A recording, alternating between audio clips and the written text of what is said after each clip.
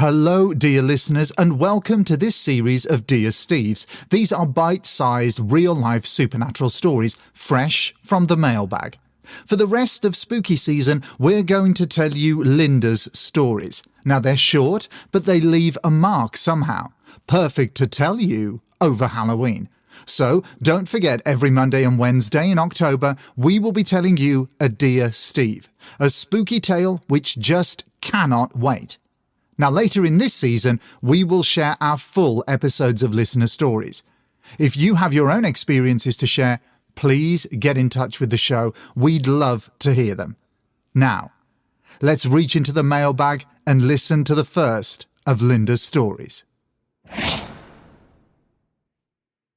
Dear Steve, my story starts when we bought our first brand new house. I was pregnant at the time and gave birth to my young daughter not long after moving in. The house was never really a happy house for reasons I won't delve into. Adding to the tension, though, were unexplained events. We often heard footsteps running up and down our driveway at night, which was particularly unnerving as my husband worked shifts, and this usually happened when he was away. The first strange thing happened when I returned home from taking my daughter to the clinic. We had a beautiful German Shepherd dog who we all adored.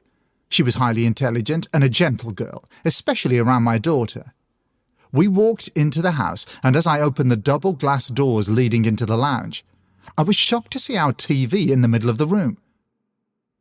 Now, these were the days when televisions were on frame stands, unlike today's modern TVs. I initially thought our dog had moved the television somehow, but logic soon took over, and I realized how impossible that was. This was just one of many inexplicable things that happened, but my main story is as follows. My daughter had always been a chatterbox, but one day she started coming up with things a 2-year-old would never know. One day, after one of her little storytelling sessions, I asked her where she'd learned it from. "Oh, Henry told me," she replied. I racked my brain trying to think of who Henry was, but we didn't know anyone by that name. Now, this went on for weeks, and with my curiosity piqued, I decided to do some research into the house.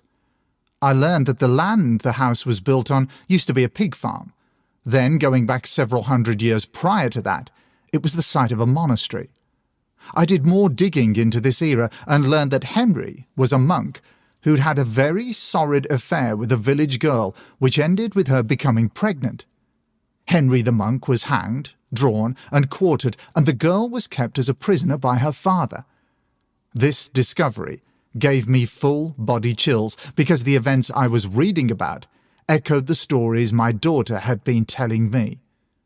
To this day, I'm still baffled by the fact that my daughter was talking to Henry for such a long time.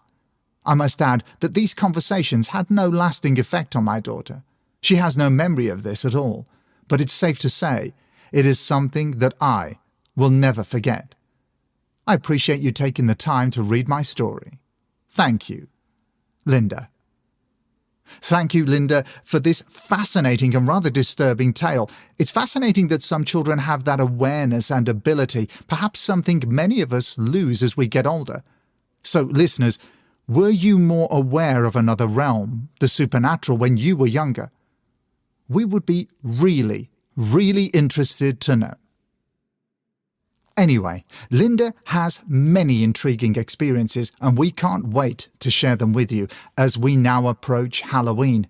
If you haven't already, please follow us on your favorite podcast and social media platforms, as we have lots of great content for all you amazing listeners throughout October. You can support us on Ko-fi and Patreon for additional exclusive content all year long.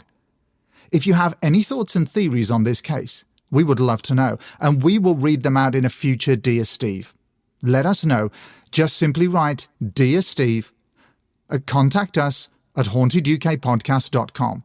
We'll be here twice a week, Mondays and Wednesdays throughout October, with another frightening line of correspondence, and you never know, the next person to be plucked out of the mailbag could be you.